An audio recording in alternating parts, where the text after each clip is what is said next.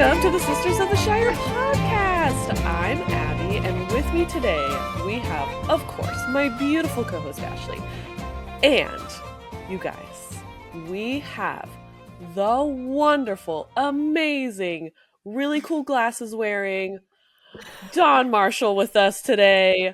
I can only say he's cool glasses wearing because look, we match. We almost match. It's so great. I mean, good. It's great. I was going to say, these are some cool glasses that you're wearing as well. I know. They're pretty sweet. Today we get to hang out with Don. So we have been, Ashley and I have been so excited for like the past like few weeks of like, oh my gosh, okay, what are we going to talk about? What are we going to do? And we like wrote all these questions out, and we've just been like, I don't know, giddy excited of having you on our podcast with us. We're so happy you are here. Tiny bit of fangirling. Well, thank you so much for having me. Thank you. Just a little bit. Hey, I love going on podcasts. Having just like a chill vibe sesh to discuss Lord of the Rings was kind of a dream of mine. So the fact that people ask me to do it with them is I'm living large right now. This is great. Perfect. That's exactly our vibe.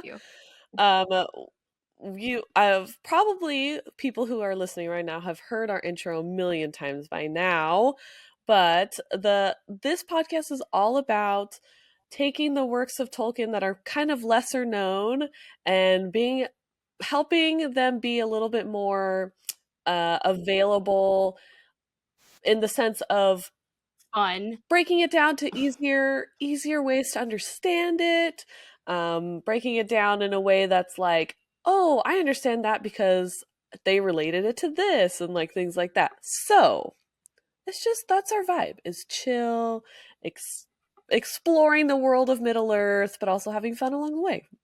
So we're glad. Which is exactly what Tolkien would have wanted. Yes. Right? And I want you to come along on this journey with us. I'm in my mind already planning if you ever want to join us in the future of like explaining a part of the book with us for a future episode, maybe sometime. That would be fun because we go through we're right now in the unfinished tales, and we're talking about Turin and all those fun things. A great part to go deep diving into. Yes. It's hard though, man. It's so hard. We're going to it's a joke on our podcast. I'm like, this is the happy book, right? The things where everything goes right. No one's sad. Nobody dies. Like, it's great. It's great. It's great. Sunshine and rainbows. No. That is the beautiful thing about Tolkien, is that you read the sunshine and rainbows part in The Hobbit, and then after that it's like, oh, you wanted more of that? No, here's a cave, here's mountains, here's an evil wizard, huge spider, here's flying dragon things. Like, come on. Yeah. Somebody gets stabbed, it's all good. A couple people get stabbed. It's a recurring theme in Tolkien. It's like Star Wars and losing hands. You just kind of have a thing. I was going to say, someone loses a hand. Every time. Yeah. So to start us off, Don, would you like to introduce yourself, talk about yourself for a little bit, explain what you're about? Yeah. So my name is Don. I go by Don Marshall 72 across the internet. I am known as the obscure Lord of the Rings facts guy. It is a long nickname. I didn't pick it. It just kind of stuck because I just kept talking about obscure Lord of the Rings facts, which my goal is to make them not as obscure. So like everyone can know that the first draft of Aragorn was actually a hobbit guy named Trotter, and that Sauron was almost going to be a cat in one of the early drafts. Yes. And I just wanted to make Tolkien more accessible for all of the losers like me in high school that didn't know any better, that this stuff was going to get them made fun of throughout their entire lives into adulthood, but sort of owning the cringe, if you know what I mean, just like embracing the part of that inner child that really resonates with you. That's what I wanted to do. And so I've been making videos for almost 5 years now doing exactly that. and just having a grand old time doing it. We've had kind of a Tolkien renaissance over the course of the last like 6 or 7 years. We've been very lucky. We've got the new TV show, the new movies. They're still releasing books of his notes. So I feel like I've just been, eating out of the palm of Tolkien's hand the last little bit. Yes, give it to me. We Give could me not everything. resonate with that more. It's good so I'm not vibes. sure how Yes. much you listen to our podcast, but this whole thing started with, Abby and I are cousins. We've known each other our whole lives, basically. When the Lord of the Rings movies came out, we like latched on and just nerded out with each other since then. I started reading the Silmarillion to my daughter because I always wanted to read it, but I never had the time. But my daughter went into this phase of like not letting me leave the room to fall asleep. Like I had to stay in the room, but I didn't want to read her something that she would find entertaining. I wanted to read something that I found entertaining. So I just started reading the Silmarillion. And the more I read into it, I was like, oh my gosh, I really wish I could talk about this with someone. Who would be a good person? Abigail. Abigail is my person. And Abby's like, you should, I told Abby, you should read this with me. And she was like, I have 3 kids. I don't have the time. I have this weird thing going on where I fall asleep when I read books now. And I'm like, I've got it. I will tell you what happens in the book, and then we can talk about it, and we can like make it make sense to people that have brains like me and also brains like you. And then everyone can rejoice and be in the Tolkien universe too. So that's basically what happened. And from there, And that's a podcast great was way to born. get started. I mean, that's the Silmarillion is really confusing. So like having someone there to like confusing. walk makes sense.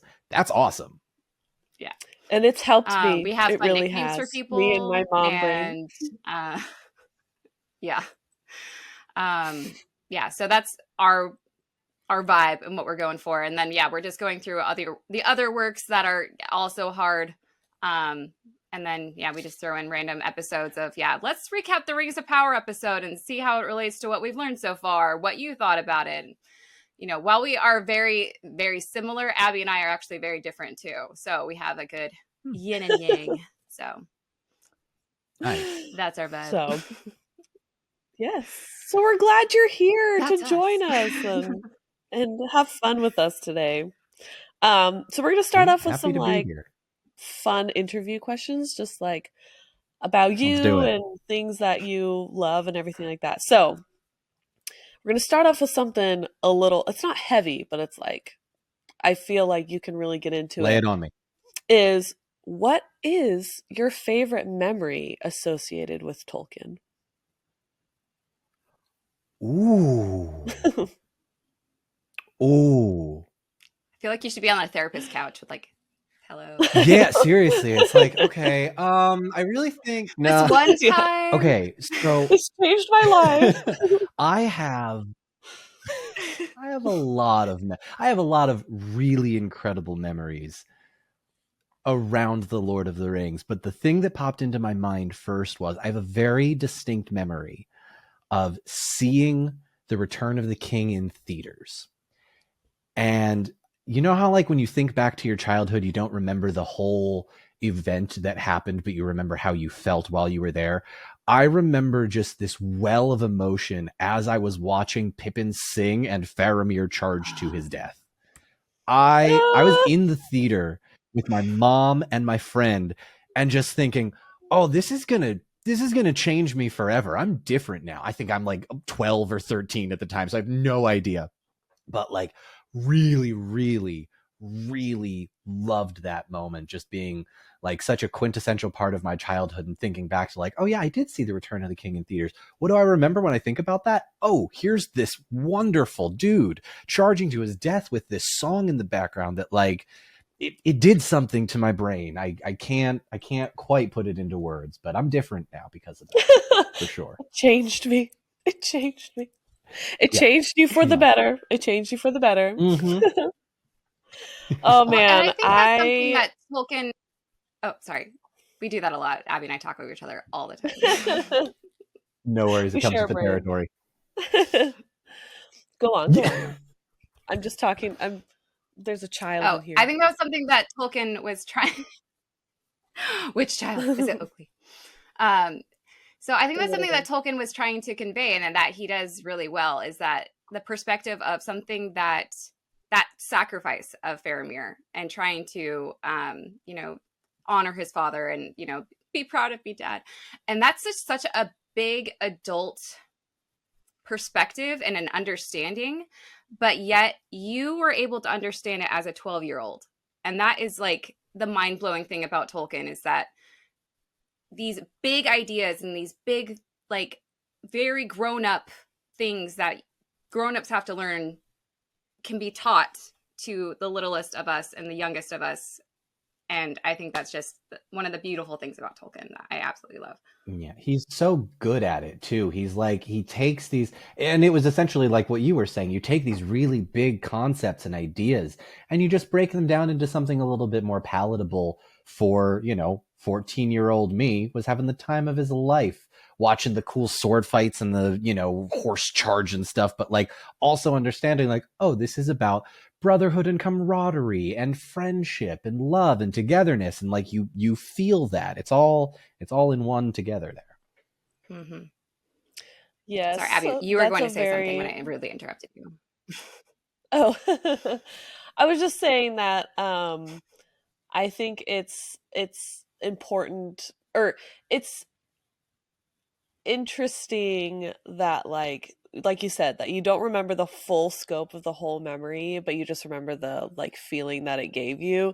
And then it's like, oh, I want to remember, or I want to have this all the time. Like I want to, have that love, passion of this work and all these things. And so like, that's when I feel like when I felt like that about when I was like learning about Middle Earth and things like that, I'm like, oh, I want everything now. Like, give me everything about Middle Earth. Give me everything about Tolkien. And I'm like, chasing that high. I'm chasing that high. Like, where is it? Like, yeah. So There's nothing like your first time with that. It literally is like you're deep diving into the best of the best, and like the deeper you go, the more you're like, oh, it just keeps going, because the man didn't stop writing.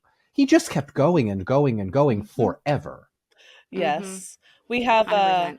a joke on our podcast that like you walk into his house and there's just writing on everything, and like like toilet paper, it's like written all over, or like they go to use something and it's like, I can't, dad got to this already, he wrote all over it, like come on. Okay, so next question that's kind of along the same lines as that one.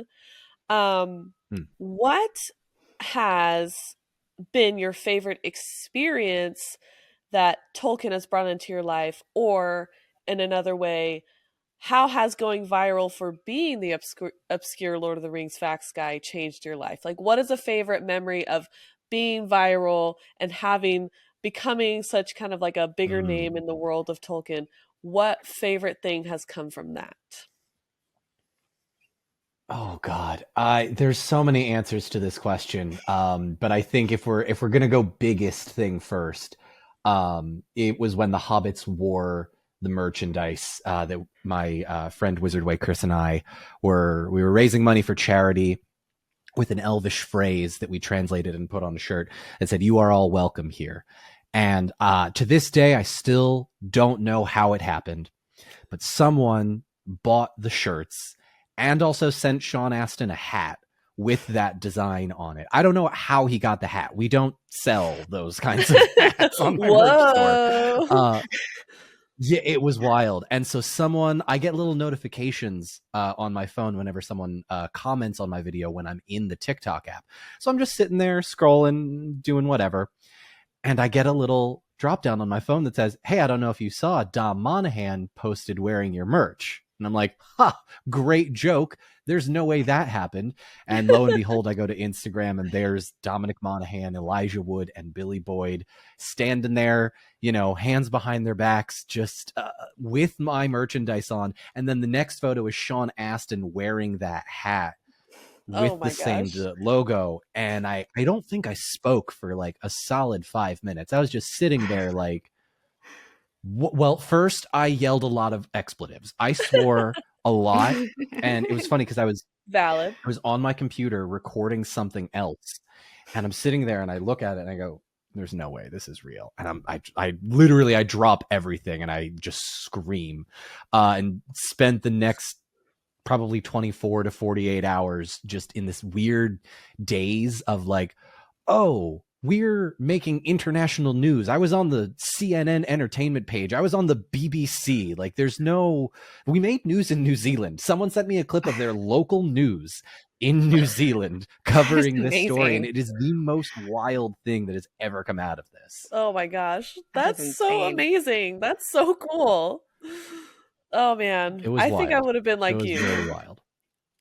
I don't know if I could have handled it. And if I saw it on my phone, I would have just placed my phone face down and like scooted it across the table and then just stared at my phone from like across the table. Like, I'm very fortunate. Yeah, well, I almost did. I confess I almost did. I was very fortunate enough, though, that I had kind of been prepared for this. I had done, things like Comic-Con. I had already like met the cast of Rings of Power. This is not a brag. This is just to say I had already gone through my fanboy phase. This was on a whole nother level, though. So I had to like figure out a way to maintain my composure when like someone from Variety reached out and like, hey, we'd love to get a statement from you. I'm like, what do you mean? Is my swearing not enough? And it was just one of those moments where I went, oh, this is so much bigger than me. This is so much bigger than Chris. This is a joining of the Tolkien community that is about love and acceptance. And I hope Tolkien would have been proud when he saw it, because it was such a lovely outpouring of support, not just for myself and for Chris, but for the BIPOC actors and members of the community that have felt that racism within the Lord of the Rings community, which is unfortunately a very real part of the community. Yeah. Yes. And we're so, I mean, when I saw that like post, going through my feed, I saw that happening, and I think I saw some reaction videos from you too, like when I think you recorded something like that. Like, I had a lot of those. Like, but I was like, oh yeah, one of my videos responding to that comment is just straight up me going, oh, and just speechless, because I pressed record on my phone. I'm like, all right, I'm going to do this. I'm going to press record and just like, hey, thank you so much. This means the world to me. And I pressed record and I went, nothing. I had nothing. Oh no. And your soul left your body, and yes, quite literally. Are you a freeze or flight or fight person, and you found out you were a freeze person? That's this so this cool. one was definitely a sorry, dogs. Yeah, I was definitely I immediately, like, I took the moment, I let it set in. I called Chris, obviously, because Chris and I have been working together for many years now, and they needed to know. And after we hung up, I'm like, well, what do I do now? And so I went live, and just when people were like, hey, can you make these in sweatpants? I'm literally like making new merchandise. And thankfully the merch team that I use has been great and very responsive and easy to make new things. So like, okay, sweatshirt, we got that. Sweatpants, we got that. You want it in a bucket hat? Sure, we can do it in a bucket hat. And I think I made like 2 or 3 sales off of each. But it was just that dynamic of so many people coming together, seeing like, oh my God, did you see this thing? And I was like, yeah, I'm doing things about it right now. It was really great. It was really awesome. That's so awesome. That's so great. Like, it's funny when you like put something out in the world and you're like, there we go. And then you're like, wait, what? Like, something's happening. Something's happening. The best part of that was the money that we raised. We donated $21,000 of the money we raised to charity. And then when that happened, I got called out. I got mentioned in a video by an alt-right YouTuber who accused me of stealing that money, because we had that merchandise was not released for them to wear it. That was not like a promo or anything. Right. We literally put it out like several months beforehand, because I had gotten banned from TikTok because my account had been sort of brigaded by a bunch of just like people reporting me for bullying or any number of things that like I basically called out a bunch of racists for, you know, being racist in the Tolkien community. I'm like, please shut up. I don't care what you have to say. Your opinion is invalid.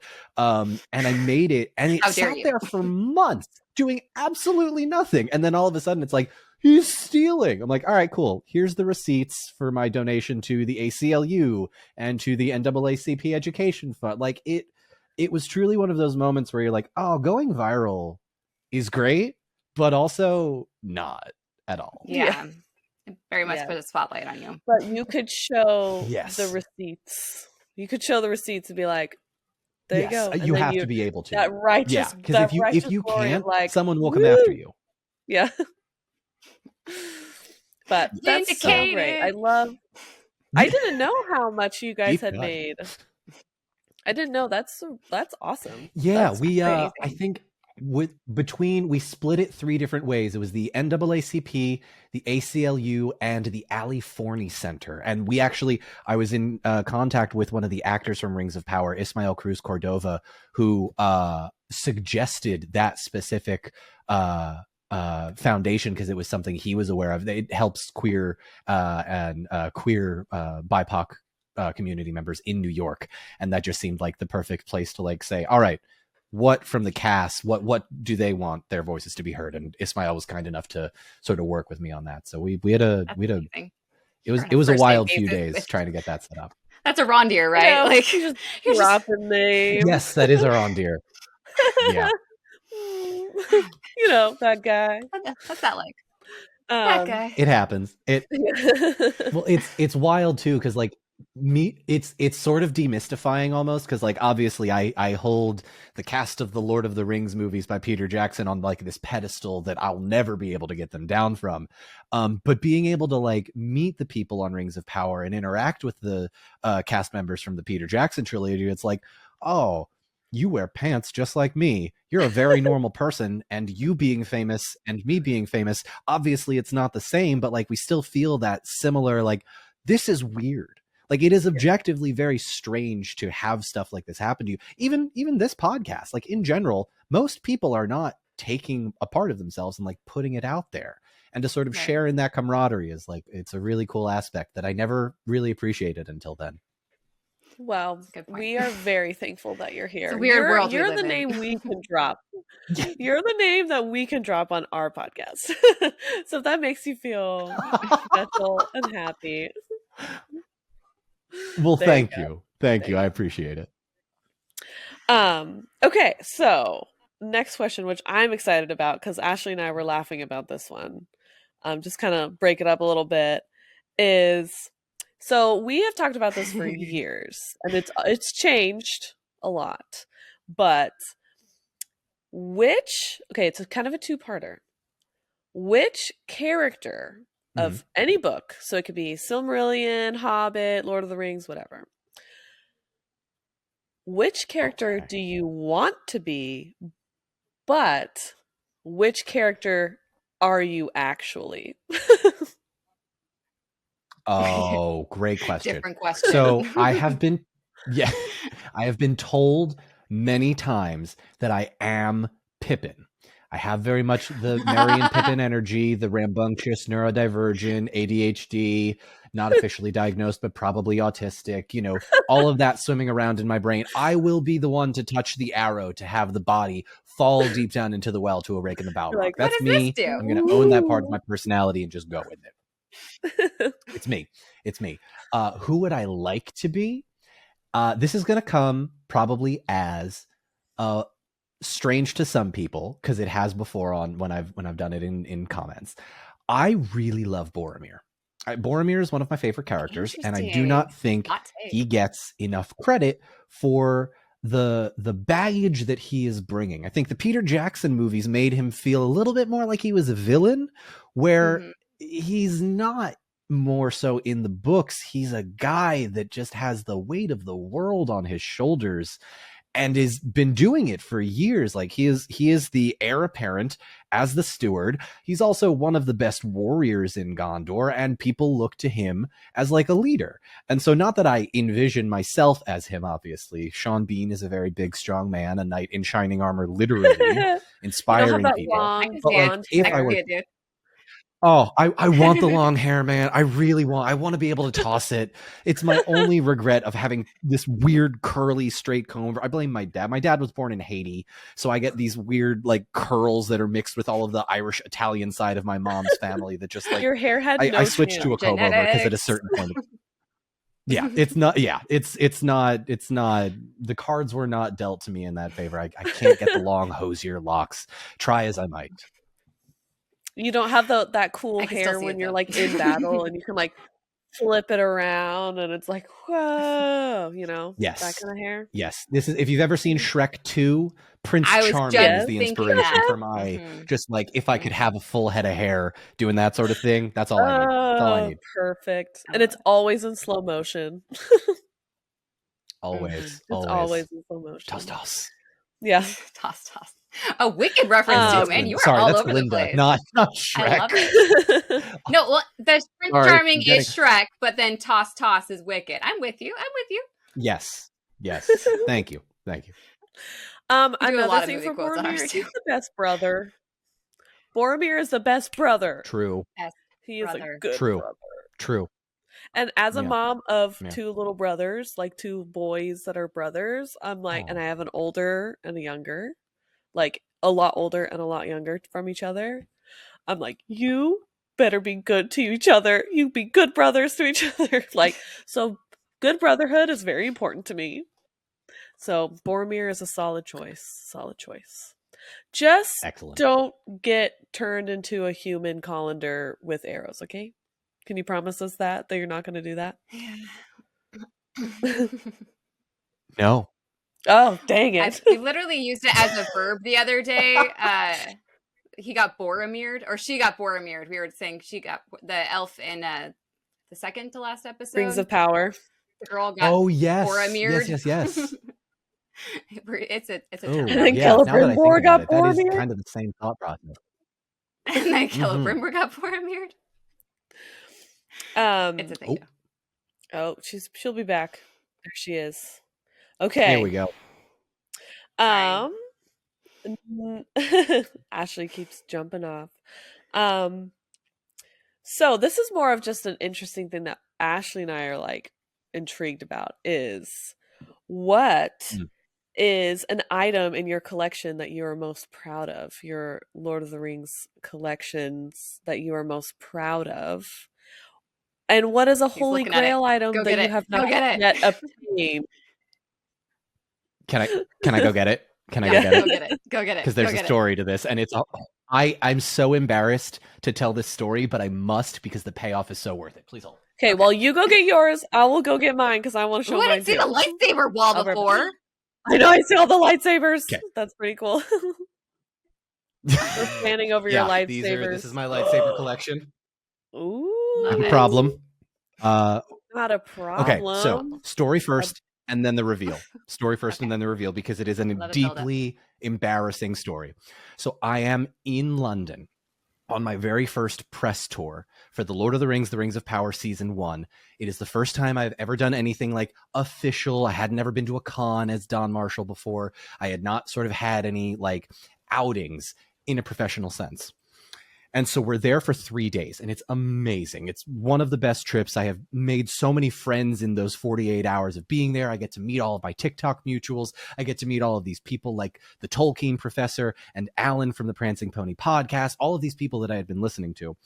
And so they take us into like this local movie theater within the hotel that we're in. It's a small 30, 40 person theater. And they bring us in and they sit us down and we watch the first 20 minutes of the Rings of Power, and they show us like a couple of trailers, a couple of behind the scenes, and a couple of scene stuff. And it's amazing. I loved it. I really like Rings of Power for those that are listening. I think they did a really good job with what they were given, and they are always going to improve, in my opinion. And then John Howe walks out. Now, for those of you that don't know that are listening, John Howe is one of the concept artists for the Peter Jackson trilogy of The Lord of the Rings. He is also one of the most prolific Tolkien artists of the last 40 or 50 years. And I raise my hand and I ask a question. And the question is, will you sign my shoes? I lose all professional decorum in front of like a dozen of my closest confidants and 20 other Tolkien peers, but my shoes have a map of Middle-earth on them. And John Howe signed the front. And to this day, it is the coolest thing I own. That is amazing. I love it. I'm here for it. Not embarrassing. Yeah. I was expecting you to like say like a wet my pants or something. Like, dude. Yeah.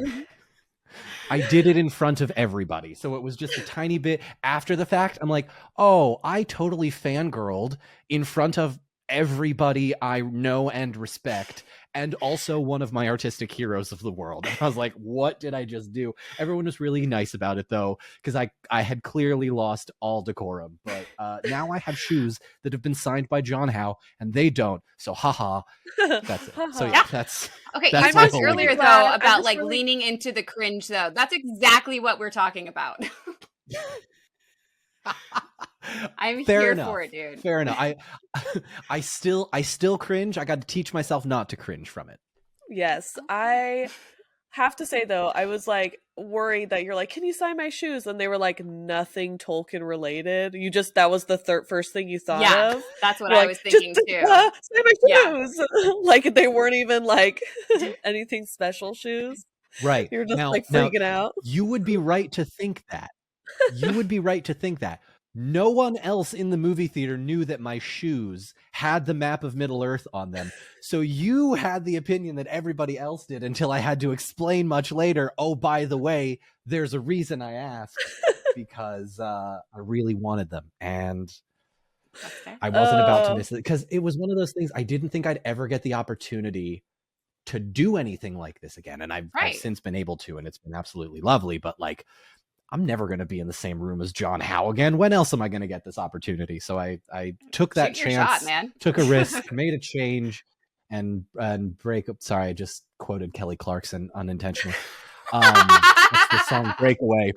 And break. Sorry. Sing it now. I was Come on, Kelly. Literally it's just in my lexicon of like words to say out loud. It's so funny. You said it, and then I'm like, why do I have this song stuck in my head all of a sudden? I didn't even realize you were doing it, and then it was stuck in my head. It's just my brain. It's just my brain. You are in now good it's gonna company. be stuck in my head. You're welcome. It's a great song. Speaking of songs, my personal favorite that I was going to show you, I'll probably go grab it later, but I have from the 1970s. I have to figure it out which year, but I have this composer worked with Tolkien, and I have a Tolkien songbook that's like all like the actual sheet music. Ooh. Yeah. It's very cool. I found it in a thrift store, and I was like, what is this? And then I was like, is it by any chance The Road Goes Ever On? Is it The Road Goes Ever On one? Here, let me go grab it. Hold on. Let me go grab it. There's a couple of ones that I know. I love sharing Tolkien stuff. This is just my jam. This is what I do. Hold on. Let me not have you fall down on my couch. Just a second. Oh no. Oh geez. It happens. I've fallen down on a lot of couches. It's just something I'm used to at this point. Okay.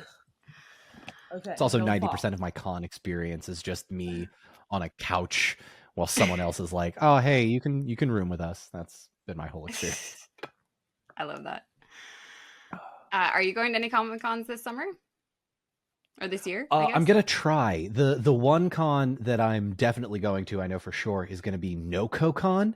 It is a very small. It is North County in Watertown, New York. It is also the location of where Viggo Mortensen was born and raised. So that's its like little claim to fame. But they invited me and the rest of my TTRPG group, the Unpredicted Party, to come on and do a live show on the main stage during the con. Wow. And it was the first time any of us had like seen like, oh, hey, this could actually be something. And we were kind of going full steam ahead, and it was wonderful. It was just before the Brennan Lee Mulligan episode. So I had already been like, all right, live show, Brennan Lee Mulligan. We're wrapping up in the next 20 episodes. We're going to be good to go. And of course now, like a year later, we're finally done. We've finally wrapped. And it took us a year to go from Gondor to Mordor. So I think we got the better of them there. I mean, that's pretty realistic though for the books. That took a lot. It took a few months, right? Yeah, maybe ish. Yeah. Okay, let's see it. Yes, it is. The songs. Oh my God, you have that? Isn't it pretty? She's the Goodwill Hunter. Sir. I know. Oh my God, yeah. I know that. Oh my God, that's so cool. So cool. I know. Isn't it You got pretty? that at a thrift store? I did. For like probably So like pretty. $1. That's amazing. Man, I want to find tell stuff them like that. that for $1 at a thrift store. But like, look how beautiful. Hold on.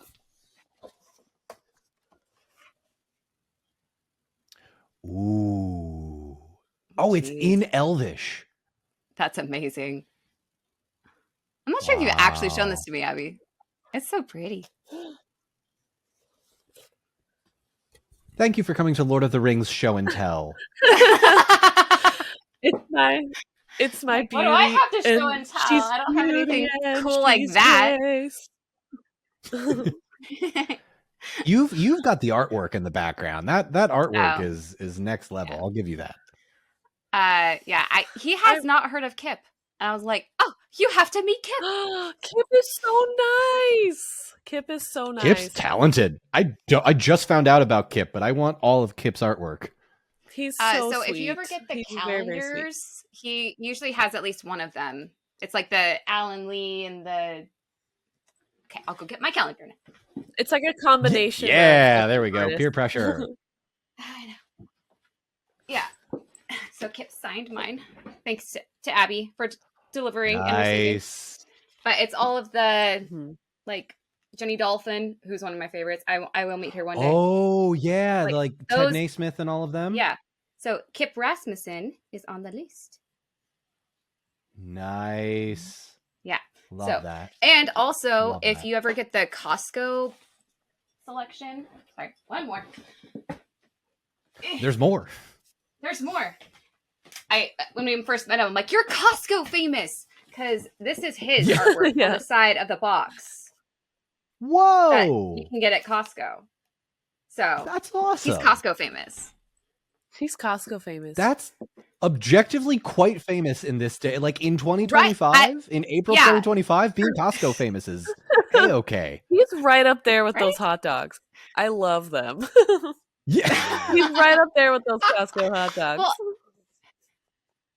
Well, it's hard to like, okay, so I was trying to explain this to my dad, because my dad, he loves and supports the podcast. He like, if he sees it on the Instagram, he will like it. He's like, that helps you, right? Like he just has no idea, but he's trying, man.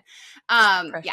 And Pressure. so I'm like explaining, I got this really cool guest that's coming on the podcast. And I'm like, how do I explain who he is to someone who doesn't know? So like, there's like that level of like, but you could say, he's Costco famous, Dad. And he'd be like, oh, that's Wow. really cool. He understands that, you know, like. Oh, her dad's a I Costco love dad it. for sure. Hello, we are coming into part 2 with Don Marshall. So we are going to jump right back in with questions. Say hello, everybody, again to Don. Hello, Don. You thought you could get rid of me, but I'm back in the same podcast episode for listeners and in a different one for everyone. Hi, thank you so much for having me back. Yes. We got him back. He liked us. Yes, he liked us enough to come back a second time. We've had one podcast recording, yes. Yes. But Um, a second would be even better. We are just going to jump right back in because literally this will be the middle of an episode. So, jumping right back in.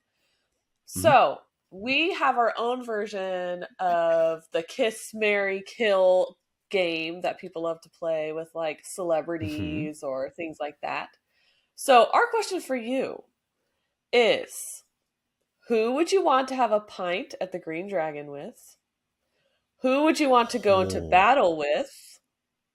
And who would you like to sail to the Undying Lands with? What a fun twist on this question. Oh my God. Okay. So It says a lot. yeah, I have to think about this, but my initial impression is I want to sail with Glorfindel, who, if you have only seen the movies, he is an elf that was cut that replaced by Arwen, who saves Frodo from the Nazgul. He is also one of the only elves to kill a Balrog. He's one of, I think, 3 or 4 that did. Yeah. I just feel like that dude, one, doesn't get enough credit and has some amazing stories to tell. And also he's come back to life. So I feel like he and Gandalf might have something to say about that.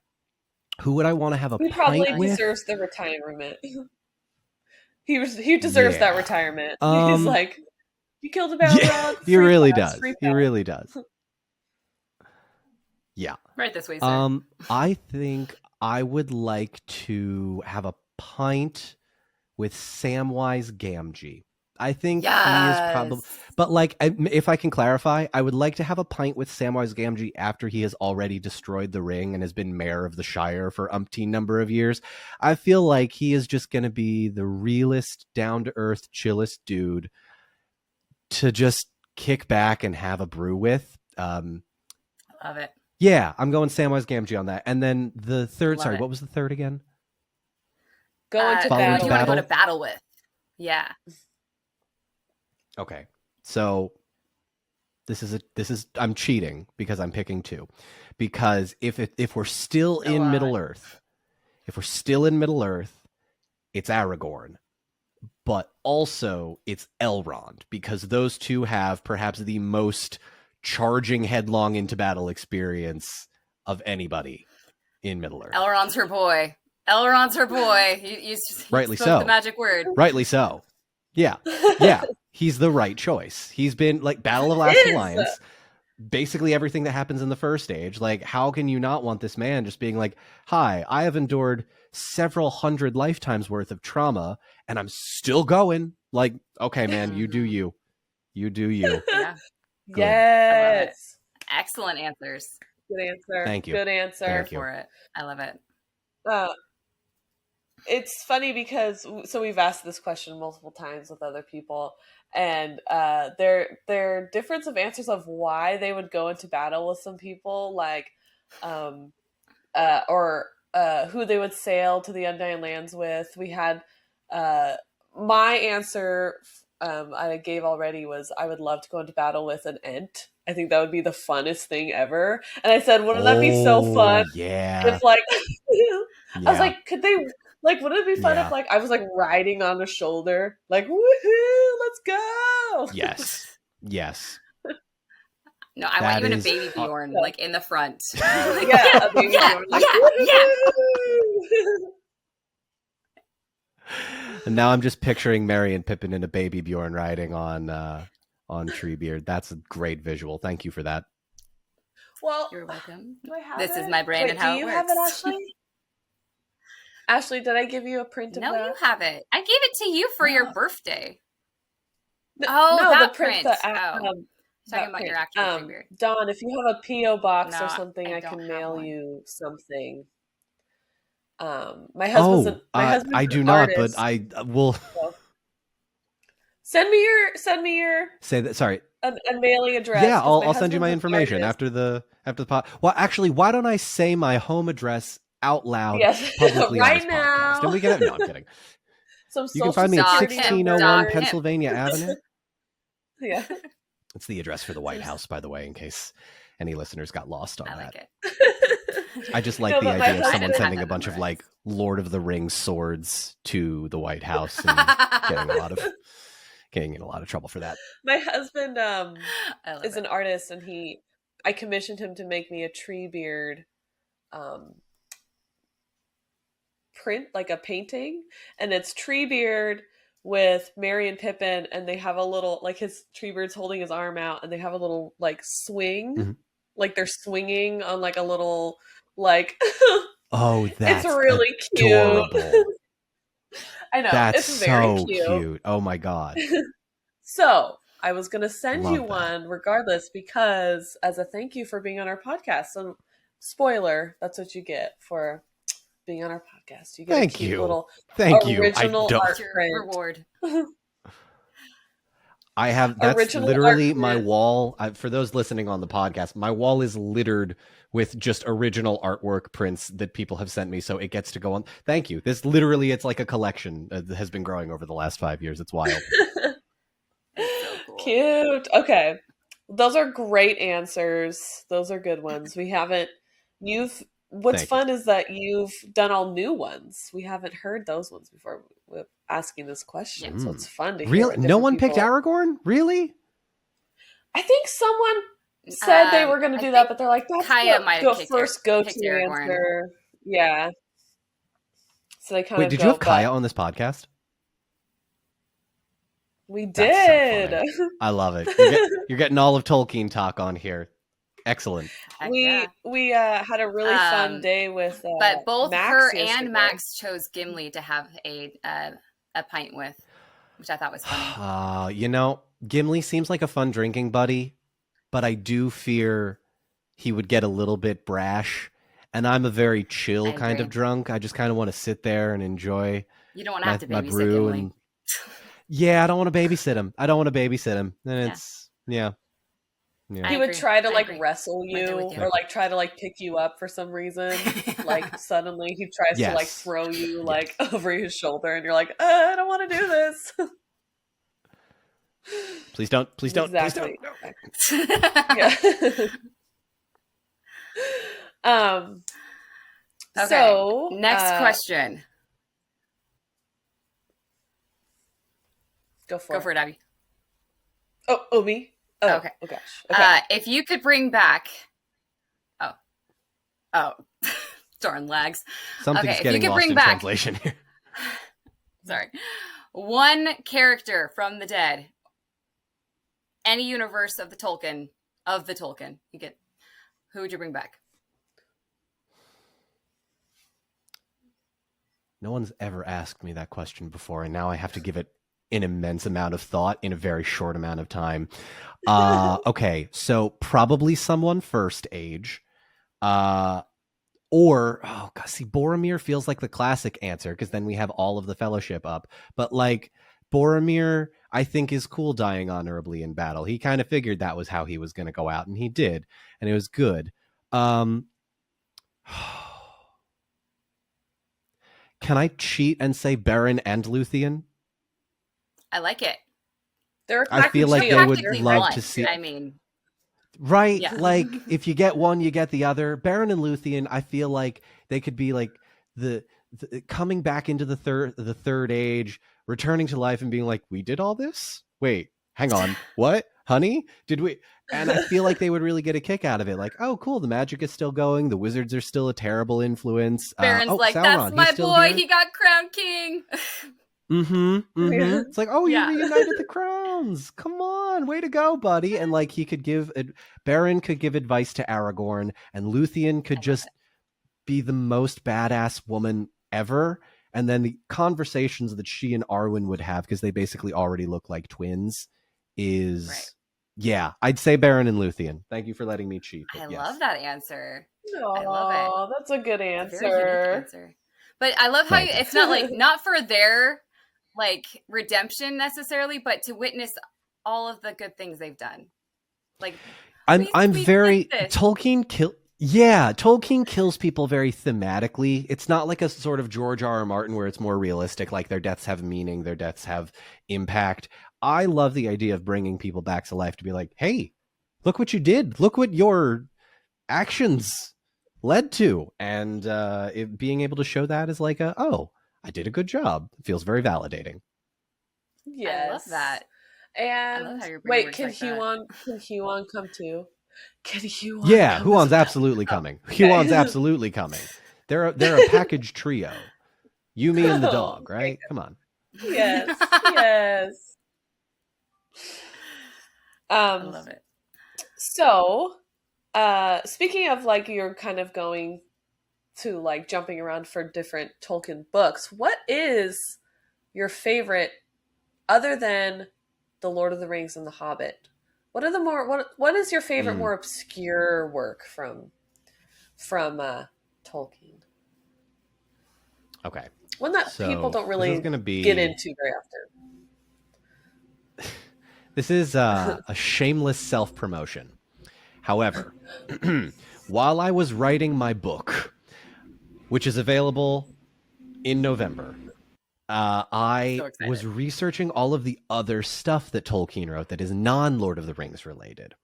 And I stumbled across a lecture that he gave called Beowulf, the Monster and the Critic. And Ooh. it's a lecture that he gave basically telling a bunch of academics that they're all idiots and you are looking at something wrong. So Beowulf, if you don't know, it's I think 10th or 11th century Old English epic poem, tells the tale of Beowulf. There's a whole journey. There's some dragons. There's some gold. There's, the typical standard fare for that sort of thing. But it was always in Tolkien's time looked at from the perspective of, look at this piece of literature and how it connects to the themes of this part of the world and the cultural influences here and there. Tolkien writes up this whole lecture and gives it and eventually turns it into a book, basically saying, hey guys, you missed the point. The story is amazing. Check this stuff out. There's dragons. How awesome is that? And I just love the idea of Tolkien looking at something and going, that ain't it, guys. That ain't it. We gotta figure out something else because you're looking at it the wrong way. It's like, oh God, this is such a deep cut. There's an episode of a PBS show called Arthur the Aardvark, where they go to an art studio and the Binky, one of the kids in Arthur's class, sees a painting and goes, it's sideways. And they like go through this whole like 20-minute episode trying to find the artist, I think, and the artist is like, oh yeah, you hung it the wrong way. And I always think of those two things in tandem together because Tolkien looks at this whole like epic poem and goes, no, that's not right. You're wrong. This is what it's supposed to be. And I just really love the idea of Tolkien taking something that he was very passionate about and going, nuh-uh, it's supposed to be this way. Nuh-uh. And most people agree with him right now. So Beowulf has gotten amazing. sort of a resurgence in popularity. They made a movie of it not too long ago. That's Yeah. amazing. That's an Interesting. excellent deep cut. That's a deep wise cut. answer. You're teaching us so much. I didn't get this loving the nickname for Arthur nothing, right? reference. I'm the obscure Right. Lord of the Rings. Thank you. Yeah, the shout out to all the PBS kids out there. You're the real ones. Yes. We support PBS. Yes, honestly, these days support PBS. Seriously. Yes. Okay. And like Arthur always says, or the brain, having fun isn't hard. Can you finish it? When you've got a library card. That's right. I knew you people were right. cool. All right. Shout out to all the PBS kids. There's that and You heard it here anyway, first, folks. Supporters of PBS Kids. Mm-hmm. Sorry, we were talking about Tolkien, and as always with every podcast I'm on, I've gotten horribly sidetracked because I go on tangents. We love tangents and segues. We love them. Yes, Excellent. yes. Excellent. We're here for it. So we want to talk about Rings of Power for a second. Yeah. We are huge Rings of Power fans. We love Rings of Power. We love, the beauty and the artistry and all of the kind of like culmination of the things that we love about Tolkien. We finally get to see on screen again. And this, does that make sense? It's like I finally get, that feeling of yes. what's it called? Oh, there she goes. that nostalgia of when I was a kid. Hello, am I back? You're back. We got you. You're back. Hello. Okay. That nostalgia of when I was a kid and I was first watching the first movies, and I was like, I love this. This world is beautiful. And then getting that again with Rings of Power, getting that beautiful world again. So we want to know, just like, what did you enjoy the most of Rings of Power? Are there any parts that you like probably didn't agree with, or maybe like, oh, I don't know why they took it in that direction? Or do you have any favorite Easter eggs or things like that? Yeah. So full disclosure, I have had the pleasure of meeting several times the cast and the showrunners for that show. They are all really nice people, very kind, and are willing to just sit down and tell you how they did what they did and why they did what they did, any number of times in any number of ways that you ask them. I like Rings of Power. I think given what they received from the Tolkien estate, they are doing the absolute best they can, because they're trying to tell a second age story without access to the second age material unless it's in the appendices, which, if you've gone through the appendices, it's not an easy task to do. You kind of have to create your own little bit of imaginations and through lines, because, you know, the part in the Silmarillion known as the Akalabeth that tells the story of the Second Age in the Silmarillion gives a lot more detail, gives a lot more of the general angst that is there present in the Second Age, because you kind of get this, right? You know generally what's going to happen, because Aragorn is not a king in the beginning of the films or beginning of the Lord of the Rings. He's very much like, oh, my people are gone, we suck. And then you see Numenor, and that first shot of Numenor, I was like, they showed it at San Diego Comic-Con on the screen that is just like the wide one that takes up 180-degree rotation of the whole place. And I don't know what it was, but something clicked in there for me. I was like, oh, this is the majesty. This is the grandeur. This is not the Lord of the Rings third age Peter Jackson, right? They're trying to do their own style, and I respect them for going for it, right? It might not be everybody's cup of tea. I get that. It happens. But in so many ways, I think it gives it's a little bit freeing, right? In the way that, like, oh, well, nothing will ever replace the Ralph Bakshi version of The Hobbit. Well, okay, there's going to be another adaptation of The Hobbit down the line, and wouldn't you know it, it should have been Guillermo del Toro. I honestly do think, as much as I appreciate the Hobbit movies for what they are, I would have loved to see a Guillermo del Toro version of The Hobbit. Give someone else a take. And I think bringing Peter Jackson back was not necessarily the best call. It was fine for what it was, and I appreciate the Hobbit movies for what they are, but I wanted there to be different interpretations. And I quite like what they're doing here with the artistry of it. I think the CGI that they do use, while sparingly, is very well placed, creating the cities, the sets that they are building. I haven't had the chance to visit them yet, but I have seen the people on those sets and the behind the scenes stuff, especially at Comic-Cons. Absolutely stunning. There's a lot of work that goes into it, and they've sort of slowly started trickling out the behind the scenes release stuff. Love seeing all of that. And it has just become one of those shows that, like, every 2 years or so, I get to go back into this Middle Earth that not many people recognize, because so many people are focusing on the Peter Jackson trilogy. It's like, no, there's not just that. There's also this. And, you know, my first exposure to Star Trek was the J.J. Abrams movies. But now I have gotten into Star Trek because of those movies and can appreciate the J.J. Abrams movies for what they are, as well as the sort of direction that actual Star Trek takes with, like, philosophy and stuff. Same is true with Rings of Power. I understand that it might not be everybody's cup of tea, but man, what a solid introduction to Tolkien in terms of, like, world building, size, and scope. They go big in all of the right places for me. 1000% agree. I just love that they didn't hold back. Well, You I'm not muted muted. somehow? Oh, there you No, go. you're good. No. Not muted. I'm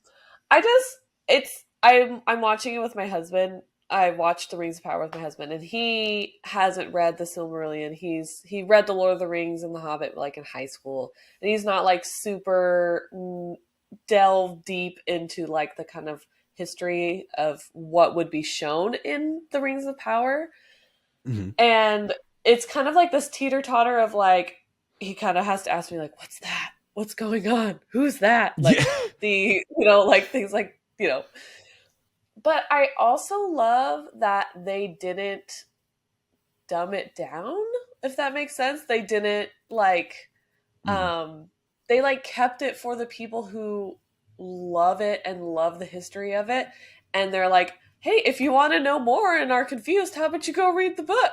Like it's kind of that like, you have to know more, and it's very satisfying for the people who do know it and have read the books and things like that.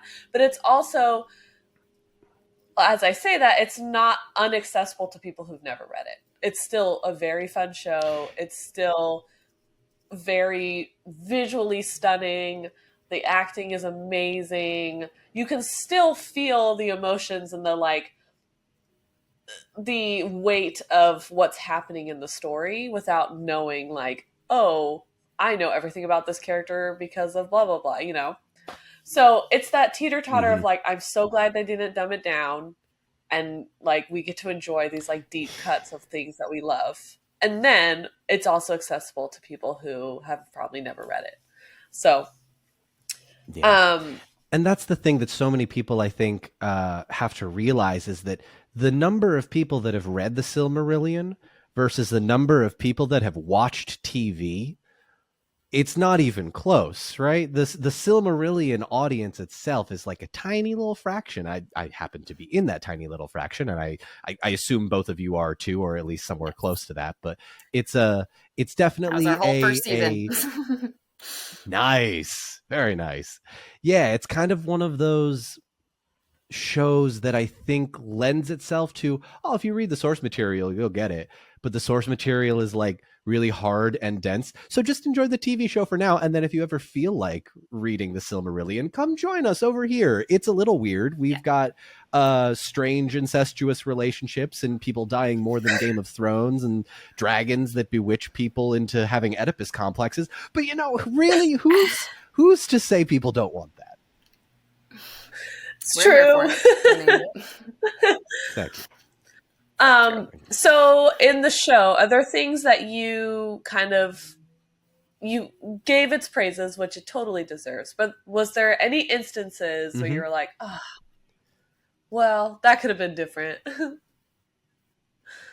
Yes. So here's my, oh God, see, you can post this to Let it out. TikTok if you want. Let it out. Here's my thing.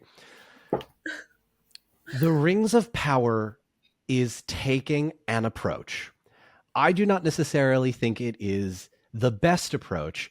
I think the Rings of Power could be structured a little bit differently. I think we need to go the way Andor is doing it, where there's an arc for 3 episodes, there's an arc for 4 episodes, there's an arc for 2, or some mishmash of a number of episodes, a contained story being told in those, and sort of getting our little dose of Lord of the Rings while watching these immortal elves go through the motions of trying to save Middle-earth from Sauron.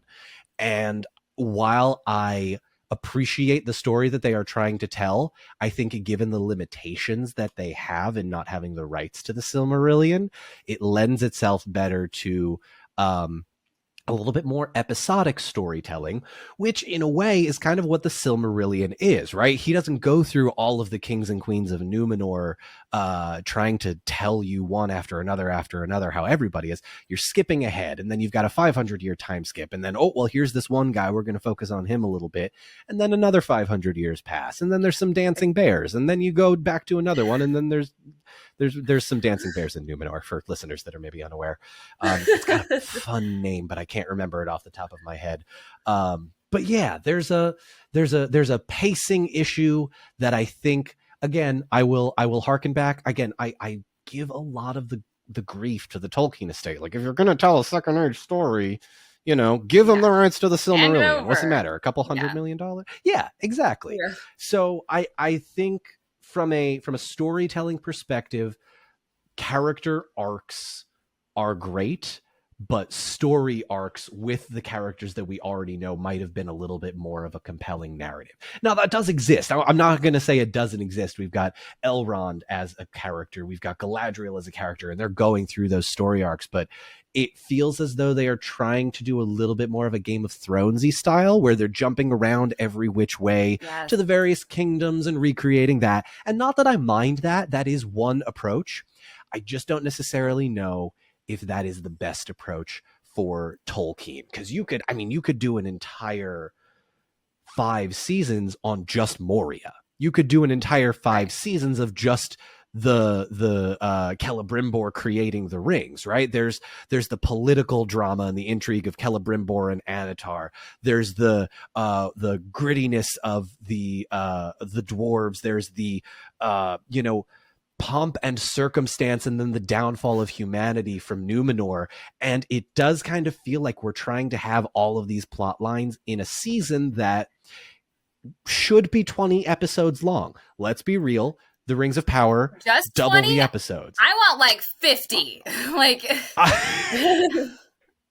yeah. And I think that's sort of what they're going for in talking to the showrunners. It very much feels as though they are like, let us tell a 50-hour story.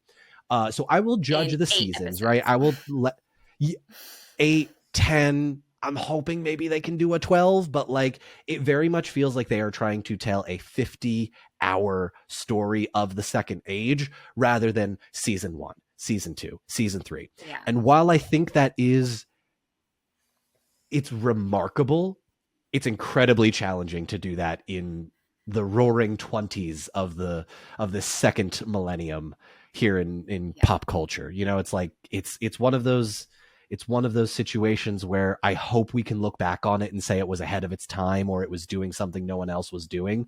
But I don't necessarily know if that's what it's going to be, but that's okay. Not every Lord of the Rings medium has to be some sort of groundbreaking, amazing thing. True, but it true. Should be.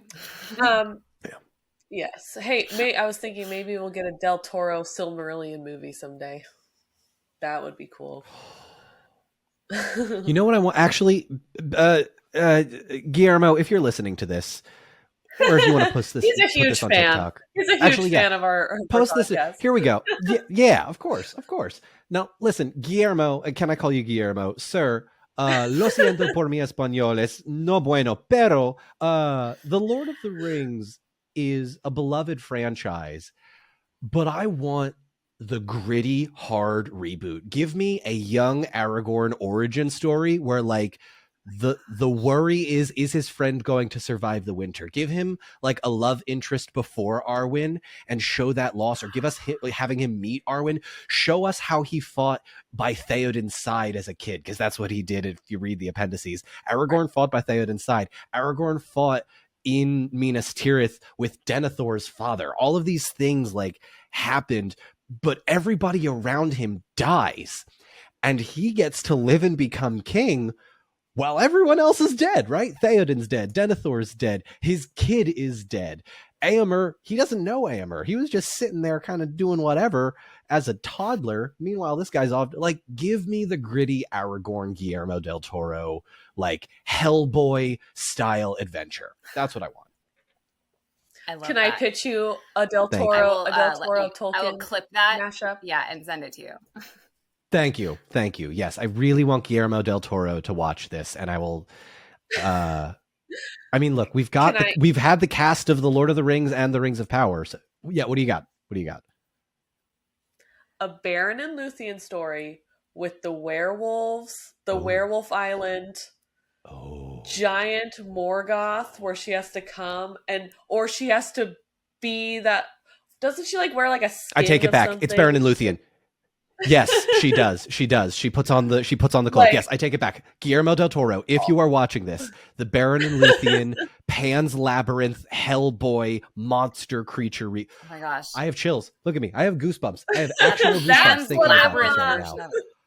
Jeez. Yes. with all like, I and need then it. they go into that pit with all Parker the werewolves off. and like one Mhm, one elf is like fighting all of them. Guys. Okay, so the next half hour of this podcast is just going to be us writing the screenplay and trying to Write get that it to down. Guillermo del Toro. Okay. Yeah. Write that Hold on. down. Write Casting. that down. Casting. Let's start with casting. I need Casting. I need a visual. Okay. I don't know any of the young Hear me actors out. nowadays, though. Hear me out. Hear me out. Hear me out. Okay. I want Austin Butler as Baron. Give the guy that played Fade Routha in Dune and Elvis. He's got the physicality. He's got the if we want to go or Michael B. Jordan. Michael B. Jordan's got the athleticism to be just an absolute powerhouse. I don't know if anybody's seen Sinners, but that man can act. He's very chops. good. Luthien, he does. I think just from like a star-studded cast, I don't know if I would cast anyone very famous as Luthien because she needs to be sort of like a rising actress that's going to blow everybody away. But if I had to go like very famous, I would probably go. Oh my gosh, what's her name?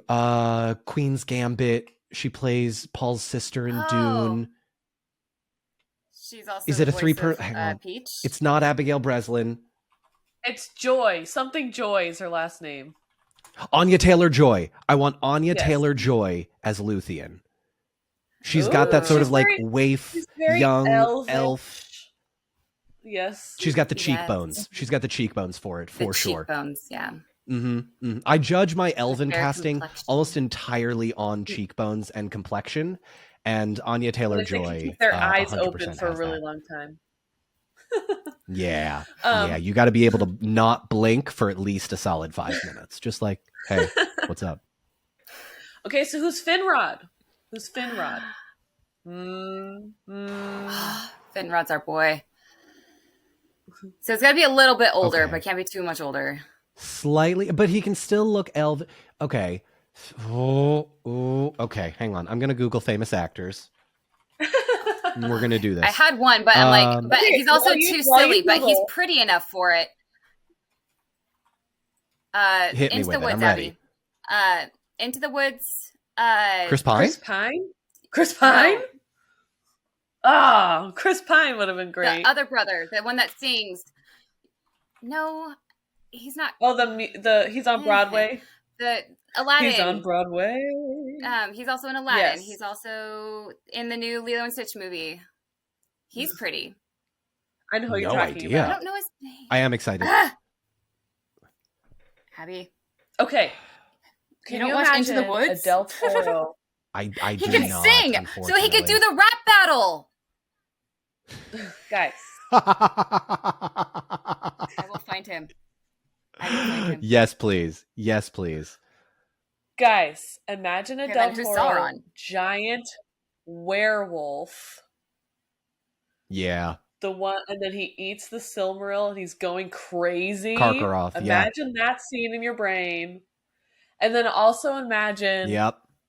a giant, just in your head, that kind of scene of like the throne room of Morgoth, like giant Morgoth when she goes and she tries to get the Silmaril out of his crown. Like, can you imagine the look of the throne room and everything if Del Toro got that? Like, ugh.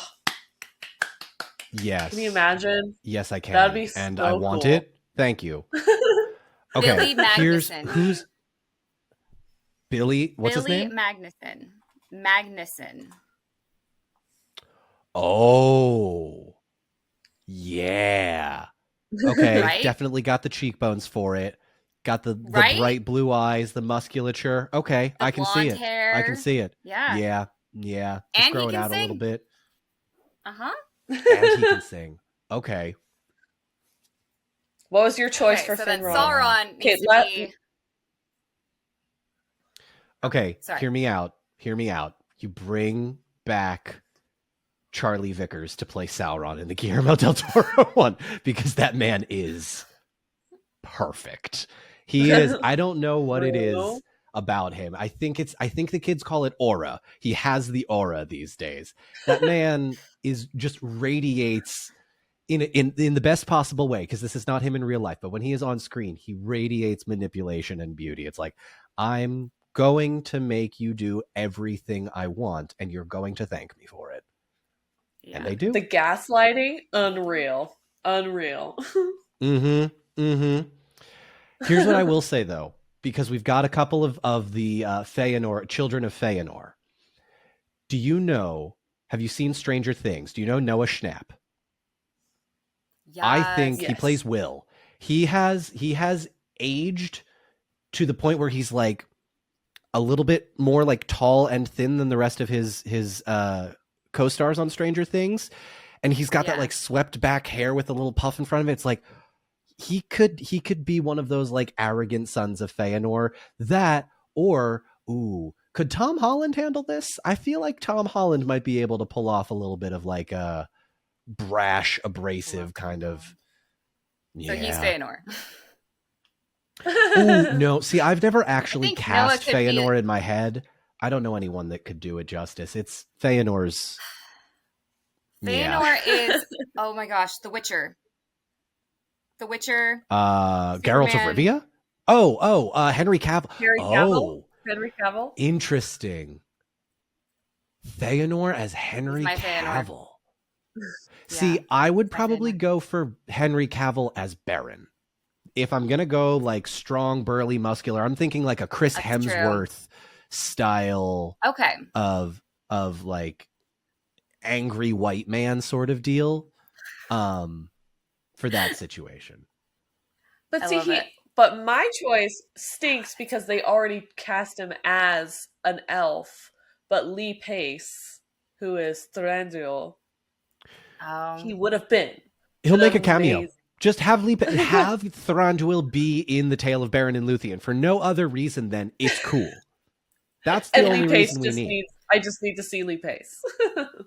Bring it back. Yeah, come on. No, I was going to say, he would have made a great Feanor. He would have made a great Yes. He's got wait a minute.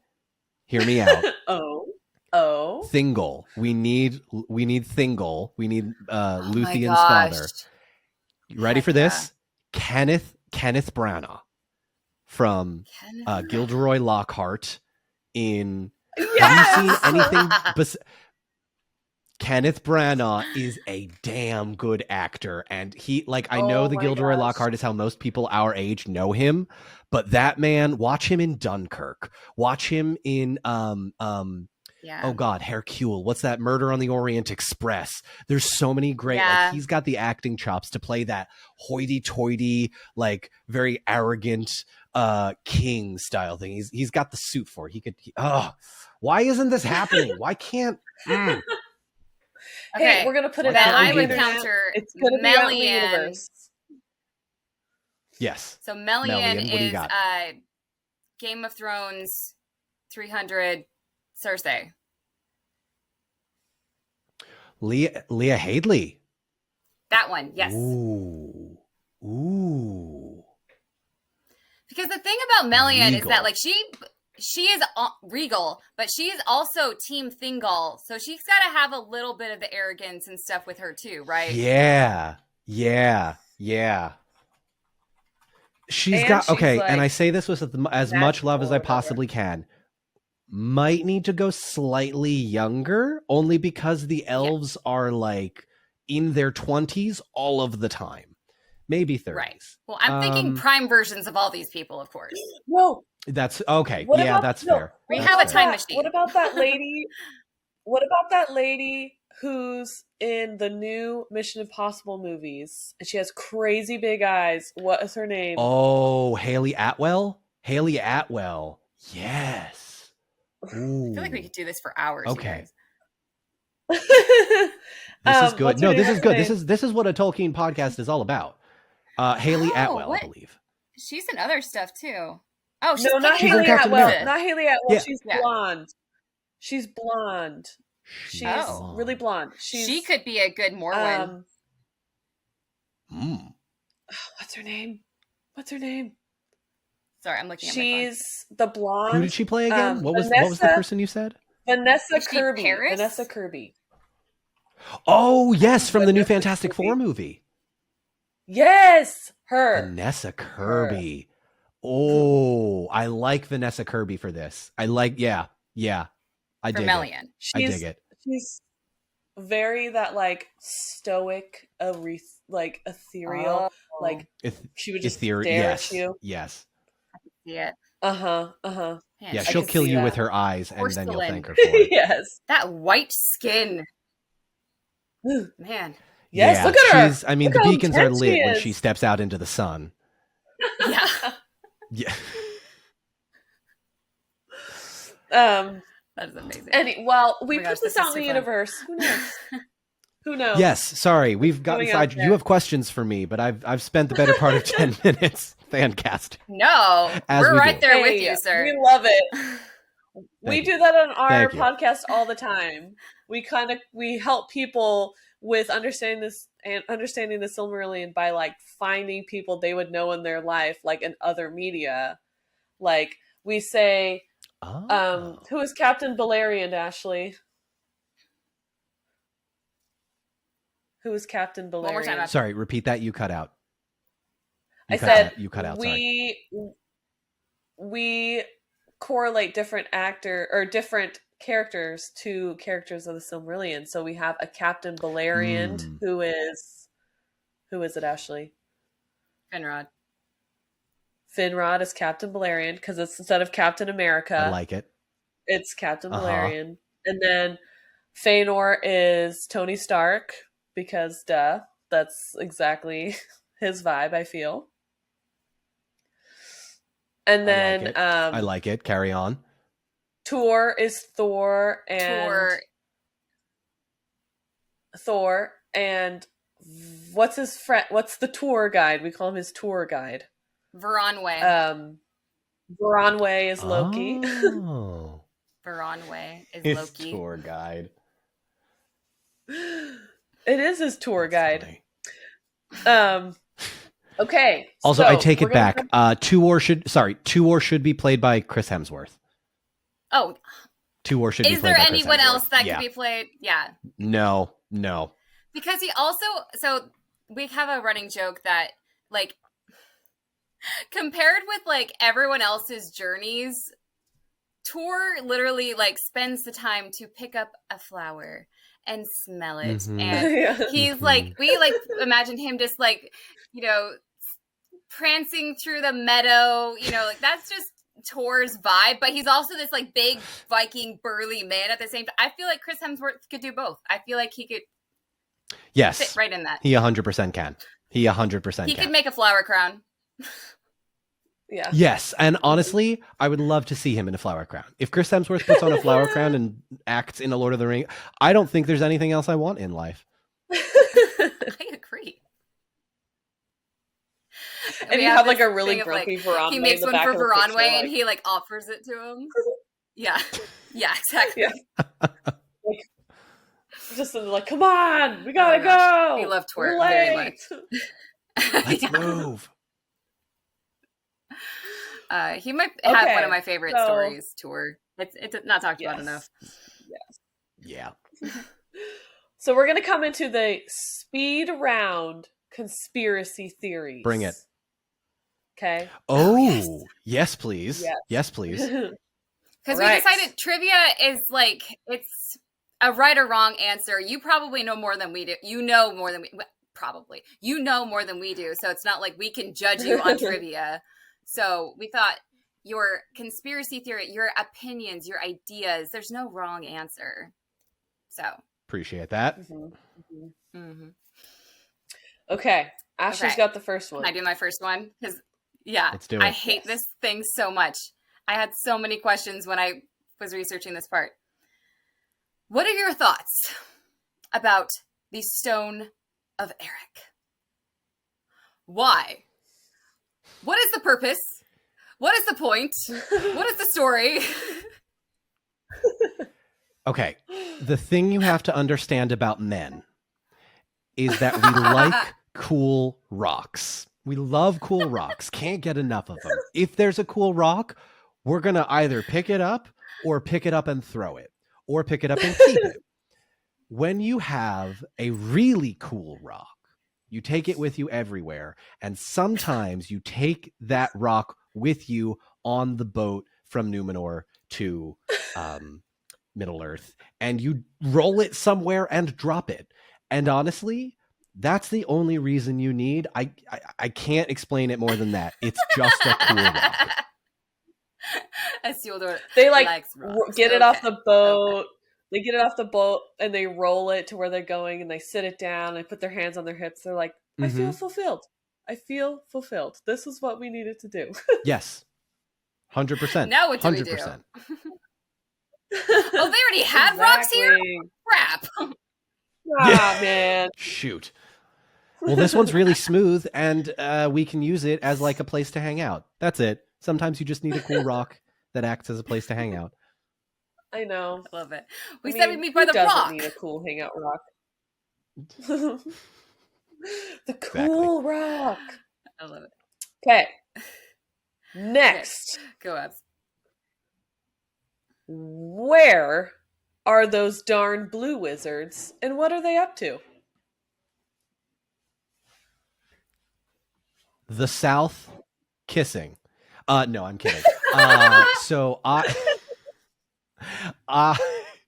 personally subscribe to the theory that that they went south and either got corrupted or fell into shadow or something, or they were. Yeah, I like the idea that they fell into shadow because the wizards suck. I'm just gonna put it out. The wizards are bad. The wizards are just they're not good. They're just, other than Gandalf, they're idiots. And I feel like they failed. Hey, that's my You don't thing. talk about my boy Radagast that way. He's a good guy. Yeah. Oh, I'm sorry. I have words about Radagast. Okay, fine. While you're busy cleaning all of the bird dung out of his house, I'm gonna be in with my somewhat more manicured nails than a normal person, with no dirt underneath them, with a clean house with minimal amounts of dog fur, despite the animals that I have in the house. Right? I can't. If he wanted to help, he would, but he doesn't. So I don't need to. No. Yes. My version is that when we went over that. Okay, go ahead.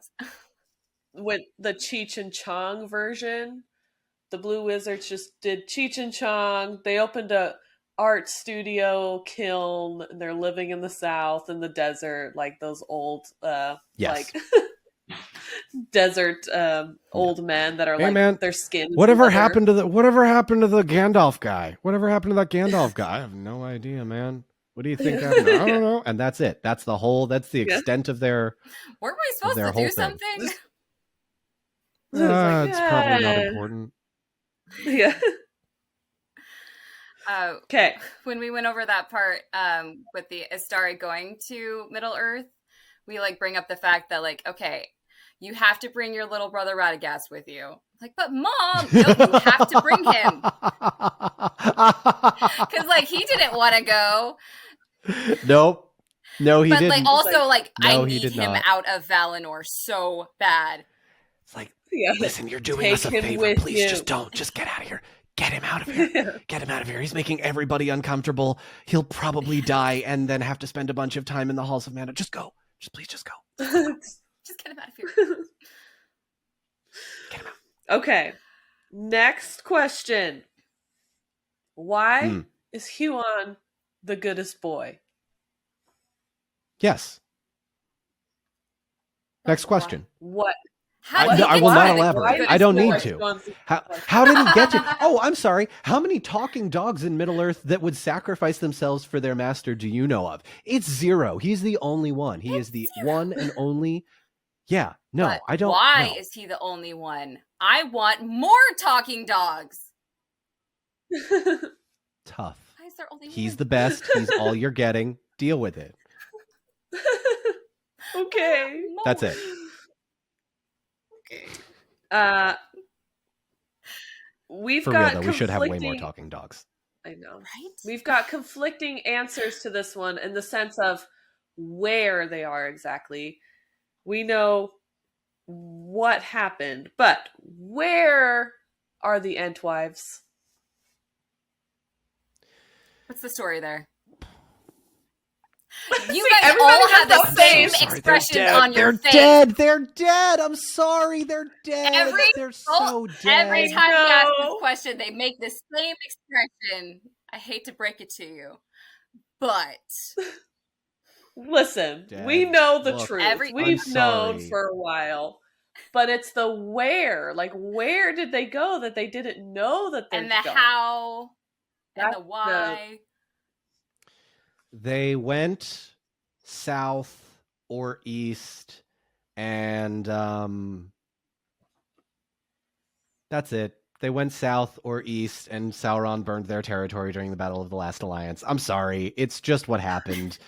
If you want, I can make up a fake thingy. I can make up a fake like. Yes, please. They went on a girls' trip. They're went on a over girls' in trip. Rune. They went on a girls' trip to Rune. They'll be back I love soon. it. They'll be back very soon. Yeah.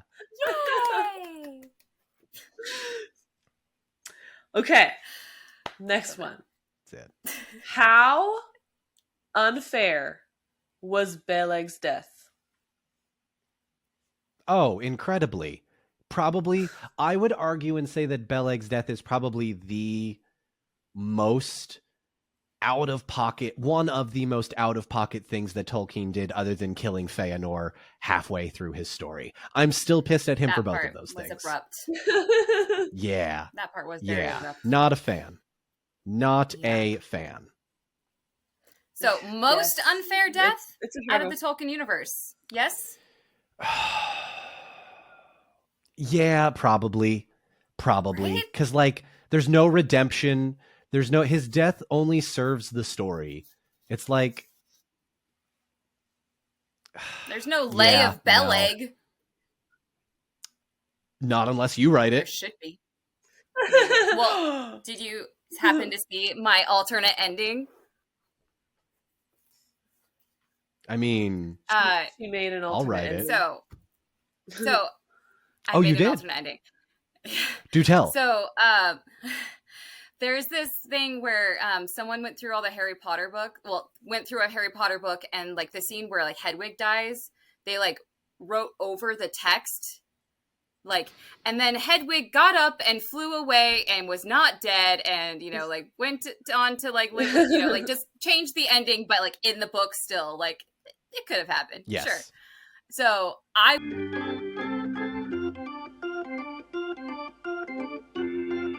Whoa! Oh gosh. There we go. Sorry about that. Okay. We're getting there. Hooray Okay, for technology.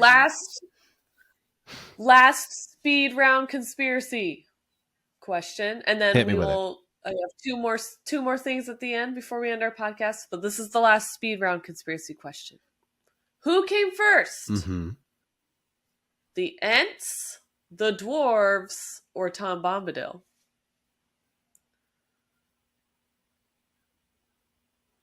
Damn you.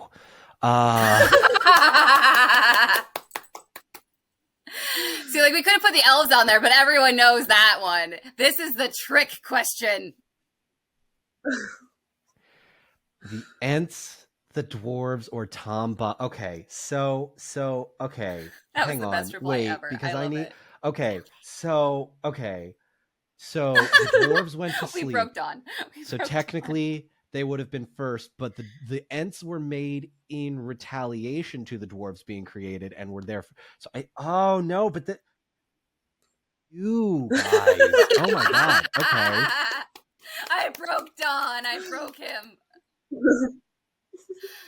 And then I stopped. Okay. I'm gonna One of my go. favorite I'm couple gonna- fights, by the way, is Yvonne and Ale. Oh, and it could have been solved if they had just gone to therapy, and none of this would have happened. But you know what? That is a common Nonetheless, theme on they'll our have me to podcast. Is if they would have gone to therapy, they would have been a lot better. Common theme on our podcast. Turin needed all the therapy. Yes. If their parents hugged them once in a while. I mean, Eru Iluvatar is not one for giving hugs. It's true. Not really. No. Okay, what's your order? Okay. How about I go Tom Bombadil. Tom Bombadil was first. The Ents were second, only because the dwarves were asleep.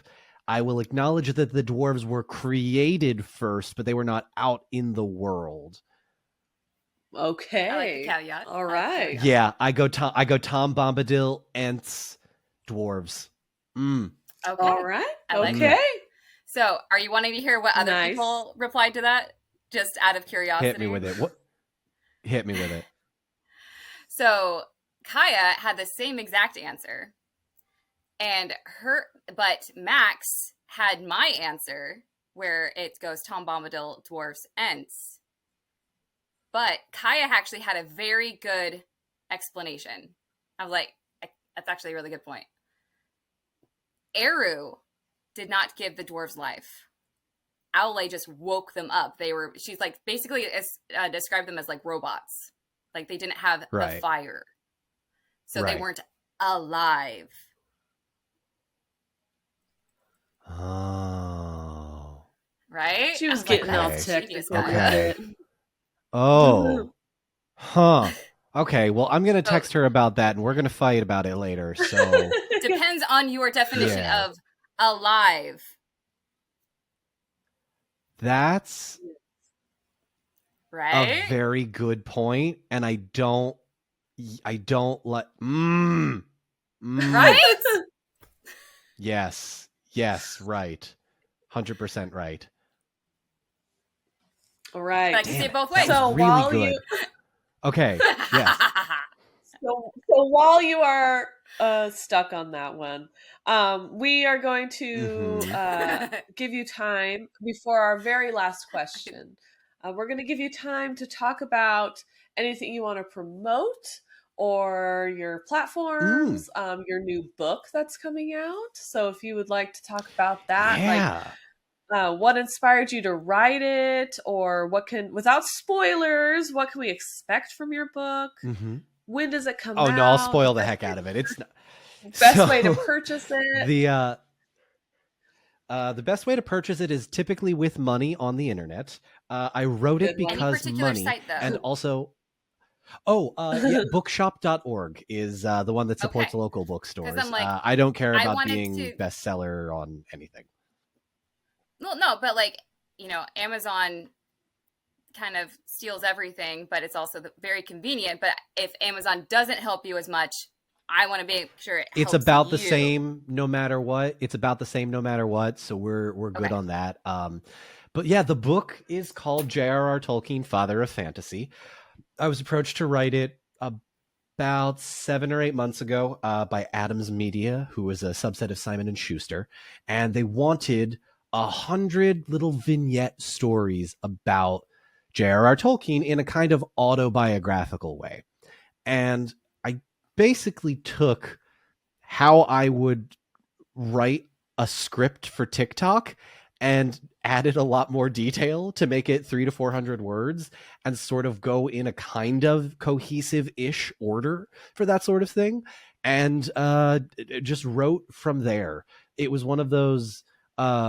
never thought I'd actually be able to do it, because like I've tried to write books. Like I have actively sat down and been like, all right, if I were write 1,000 words a day for this many days, after 100 days I'll have 100,000 words, and it's hard. I lack the motivation in a lot of ways, and not just because of my ADHD, but it's truly one of those things that, like, as soon as I have a sense of urgency, which is one of the needs for me and my ADHD, is when I have that sense of urgency, I'm like, oh, of course I could do this. This is easy. Someone else is depending on me for it and they're willing to pay me for it. Absolutely. Let's do it. So I went and was like, all right, let's find out what happened in J.R.R. Tolkien's life. And the man's just utterly fascinating in some of the best but also worst ways possible. Like, he lost his parents when he was very young. He fought in World War I. Most of his friends were dead by the time he came back from the war. He was kidnapped as a small child. I don't know if you knew that. Someone stole him and took him to his yeah, it's wild story. There's all of these so many bizarre things that, like, oh yeah, in reading The Lord of the Rings, I can now see where the influences come from. That tracks. This man was a very different kind of person. That phrase, he's built different. I don't know if Tolkien's body type was built different, but my God, the mental fortitude of that man is like no other. And I just admired that so much about him. And I know a lot about The Lord of the Rings, but I didn't know a lot about Tolkien. And researching this book gave me so much more of an appreciation for the Peter Jackson trilogy, for the animated movies, and for the books themselves, just because I could look at it and go, oh yeah, that's clearly influenced from XYZ. And so my hope is that when people buy the book, which you can do so, I'll wait till she comes back. You can keep talking. Yeah. Yeah, if you're good for me to keep going. Yeah. Yeah. Hello. So one of the things I hope people take from this book is they read a chapter. They're not long, right? It's going to be a quick read, but don't read it all at once. Read it and then go down a YouTube rabbit hole, or go find every Wikipedia article relating to the Beatles movie that was almost made because of him, or how wild it was that Ralph Bakshi was literally hand painting the rotoscoped stuff for the animation for his version of his movie in The Lord of the Rings. And just like finding all of these little niche parts of the community that go so far beyond Tolkien and his books. And that's the one thing I love probably more than anything, is the impact and the legacy that Tolkien had, that I try to encapsulate in the book. Is it's not just these 3 books that form a trilogy. It's not just The Hobbit. It's not just the Silmarillion. It is everything that came after. And I tried to sort of build up to it in a way that like made it cohesively a narrative, because the guy was writing pretty much every day of his life. The man since is the time he was very young. No joke. He is literally an Alexander Hamilton style thing. Like, I'll write the musical about his life. Uh-oh, you just gave me a hyperfixation to focus on. Thank you for that one. I will help you. I volunteer. I will help. Oh, man. Well, I have a new thing to write. If anybody wants to purchase the rights to the theater production that I'm going to make of this, you let me know.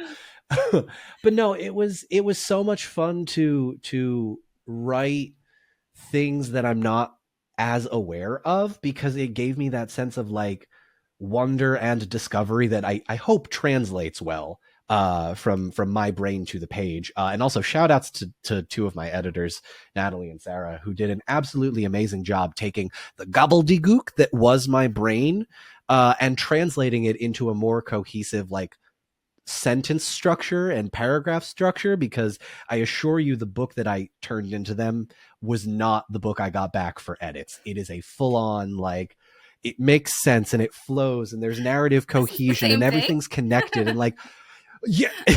Typically I'm like okay at following through on storylines, but only for 1-minute videos. That's what I'm trained for, right? I have the ability, as a journalist, I had the ability to take these 2-minute stories, and like I had to condense a 3-hour meeting for a local town hall meeting and condense it into 2 minutes. I tried to do the same thing with Tolkien, take this huge part of his life, like growing up in South Africa, tell it to me in 300 pages, or in 300 words, excuse me. And if you can do that, it's like, all right, all I got to do is one more and one more and one more and one more. And here's where he was kidnapped. And here's where the Beatles didn't want it. And here's that weird script where Frodo spends the night with Galadriel, written by John Borman. I talk about that a little bit. There are a couple of adaptations of The Lord of the Rings I'm very glad didn't get to see the light of day. And I'm so looking forward to it. Wasn't there a Michael Jackson one? As far as I'm aware, that never got... I don't think got very far. Okay. I'm not as knowledgeable on that one. I know more about the okay. Beatles, the John Borman one, the Zimmerman one. Yeah. But was Michael Jackson going to be in the Beatles one? No, he like approached Tolkien and like, I want to make a movie of this or something. Like he approached. I could be wrong. It could be like an internet thing. I just. But yeah, there's so many random. Are you googling it now? Are you going into the Google? I am. I don't know. We did a similar kind of deep dive. Obviously, probably not as deep of a dive as you did, but we were kind of in between the Silmarillion and the Unfinished Tales, and we were kind of. I didn't want to start it quite yet, and I was kind of putting it off as long as I could. So we were doing these random episodes, Fair. and one was about the movie Tolkien, which I actually loved. They couldn't have picked a better cast for that, but it sent me on a deep dive of what's the real story behind this, what's the real story behind this, and this and this and this. It is incredible. So I mean, I'm so glad that those things are going to be out into the universe because of your deep diving and your rabbit hole. So thank you, sir. Thank you. Yeah. Thank you for letting me promote it. It's one of the things that I'm new at doing this. The whole shameless self-promotion to buy something that I put a lot of time and effort into. That's new to me over the last 5 years, and I'm still not good at it. But like it's one of those fun little adventures that I get to coach myself into doing. Well, with your blessing, can you say the name of the book again? Thank you. Yeah. Can you say the name of the book again and where someone can pre-order? Yes, if you are interested in supporting me, reading more about J.R.R. Tolkien, the book is called J.R.R. Tolkien, Father of Fantasy, and it comes out November 25th of this year. Nice. Way sooner than, now that I say that out loud, it's like, oh, it's already May. We only have 6 months to go. What's happening? It's terrifying. Is there any other platforms question that we could support you on? Oh, sorry, Ashley, what's up? I have more questions about the book. I'm sorry, Abby. Stop stealing. I love physical books. I grew up with audiobooks. Audiobooks are my jam. I listen to them as I'm doing everything. Will there be an audiobook, sir? And of course you have to read it. Not to encourage your viewers to order it right this minute. However, if we get enough pre-orders, we will likely be able to do one, but that is an entirely separate thing. Okay. So, and if you do the audiobook, will it be with an English accent? I kind of need to know that. God, no. My English accent is not it's good. Just Gollum. Thank you for Gollum thinking. reading it the whole time. Thank you so much, darling. Hello, precious, and welcome to my storytime book. Oh my gosh, you should make videos of like you actually reading like kids' books as Gollum. If you give a mouse a cookie. Something similar. I have done something similar, but with Donald Trump tweets. Okay. Yeah. Isn't that what he did? Andy Serkis did? Yeah. Yes. Yeah. It was what Andy Serkis did on Colbert. And then I blatantly stole that because I walk and stand on the shoulders of giants. But yeah. Heck yeah. Oh, okay. She's got a little one. Okay. So she's fine. Okay, so audiobook, if enough people pre-order, which means I will be submitting my pre-order immediately because I want the audiobook, sir. Thank you. Is there any other plugs for your other podcasts? I wouldn't mind one more if that's all right.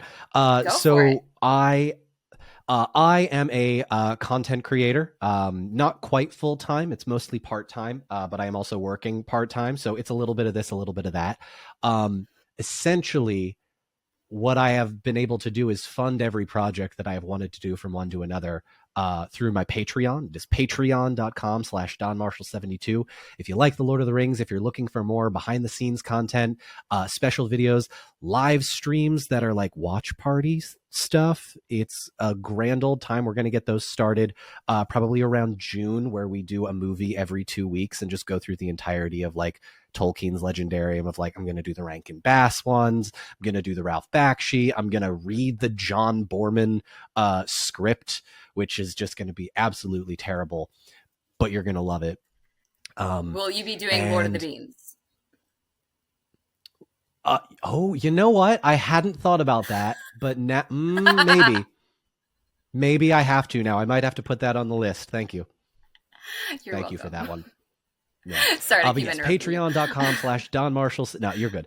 Patreon.com/Don Marshall 72 is the main place where I'm able to make the content I want to make and do what I want to do in a pretty important way because it is funded by my viewers, and it is the reason I am able to keep doing what I am doing. So incredibly grateful to every patron that is here now, and then hopefully more to come later. Heck yeah. Yes. Okay. Am I back? Can you hear me? Thank you. Yes. Yep, you're good. We got you. Okay. And you talked about all your platforms. I'm sorry. I have a 3-year-old home with me, so I had to go help him out for a second. No worries. Like I said the last time we recorded, millennials with babies get a free pass from me for life. There's just no, it's like, oh, you have another person you're in charge of? Go deal with that. This isn't important. Thank you. So we have one last question that we ask our guests on our show. And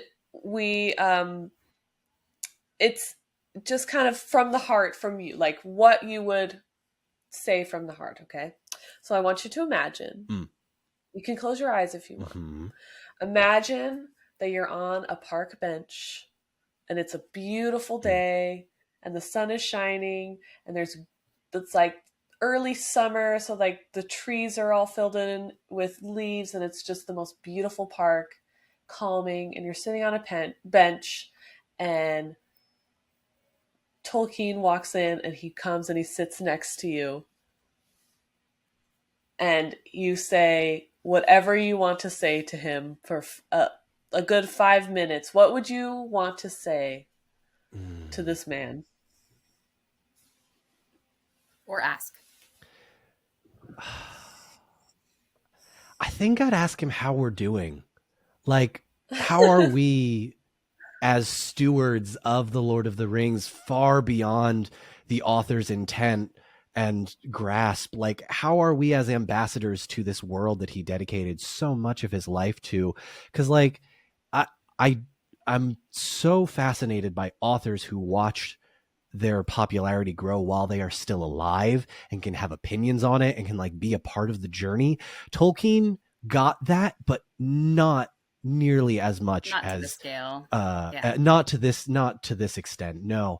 So like if it's 2025 and I'm sitting there, I just want to know if he'd approve of everything that we're doing, right? Like obviously he's an old British man that was raised in a different time and place. So we'd have our differences for sure about like author's intent and interpretation and all of that. But like, I've been so fortunate that, you know, as a Lord of the Rings fan, the Lord of the Rings community has been so welcoming and warm and lovely to be around. It's not a place, for the most part, where I have found a lot of like strife and divisiveness. It's all very much like, oh yeah, we really like these books.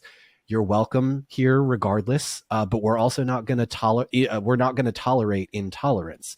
We're going to make sure that the themes of Tolkien's books of love and friendship and peace are like continuing to be stewarded throughout not just our lives, but hopefully more to come. That's part of the reason why I continue to do what I do, right? I want other people to watch my videos and go, what's the Lord of the Rings? I never heard of that. Or, oh, I've been meaning to read those books. Maybe they're good. And just kind of continuing to do that. And I would love to know what he thinks of the Middle Earth that exists now. Because obviously it's very different, right? Like I don't picture anyone besides Viggo Mortensen as Aragorn. And, you know, there are so many things like that in my head of like, oh, of course Tom Bombadil looks like this because that's what the Magic the Gathering card looks like. And like, there's so many things that exist now that weren't created by Tolkien, but were created because of him. And I would love for there to be just a way for him to see that and comment on it, because I love it, but I am also a product of my generation and the Peter Jackson trilogy more so than anything else. So I just want him to be able to say, you're doing all right. I think yeah, that's my answer. You're doing good, kid. That is an incredible answer. And it actually kind of it coincides with your Baron and Luthien idea that like you want that person to be able to like see all the amazing things that they've done. Exactly. Exactly. You've got a long-term Good answer. perspective, Don. I like it. Yeah. Thank you. Well, thank you so much for joining us today. We have loved having you. Thank you with so much us. for having me. Yes, and thank you for celebrating our birthday month with us. Our it's crazy. It's been 3 years. This is a lot of Congratulations. That's no small feat. Oh my gosh. Thank you. Right on. So, we have a Patreon as well. We are at Sisters of the Shire Podcast at patreon.com. If you would love to support us that way, we would totally appreciate it. We also know that if monetary helping out is not something you can help do right now, we also love getting a review, a rating, sharing with your friends. Those are things that we so love and appreciate and are very, very thankful for. And the same with Don on his platforms, on TikTok, Show him Instagram. all the love. Are you on? Thank you. Are you on any other platforms other than TikTok and Instagram? I'm I on walked out TikTok mostly, Instagram, YouTube, Substack. I'm Don Marshall 72 everywhere. You can find all of my links under Don Marshall 72. Just search me on the internet, and I'll pop up eventually. Yes. Don, thank you so much for coming and hanging out with us today. Thank you. And as I say at the end of our podcast, I always say, thank you for teaching me today. It's been wonderful. It's been my absolute pleasure to do so. Thank you both so much. Like This a has been PBS lovely. Kids moment. Yeah. I know. Yeah. So we'll sign off. Ashley does the sign off, and then she says her name, I say my name, and then you could say your name, and then we'll say goodbye. So go for it, right. Ashley. So until next time, I've been Ashley. And I've been Abby. And I have been Don Marshall, the obscure Lord of the Rings facts guy. Yes, and we are Boom. so happy that you have joined us today, and we hope that you can join us next time. Bye. Bye.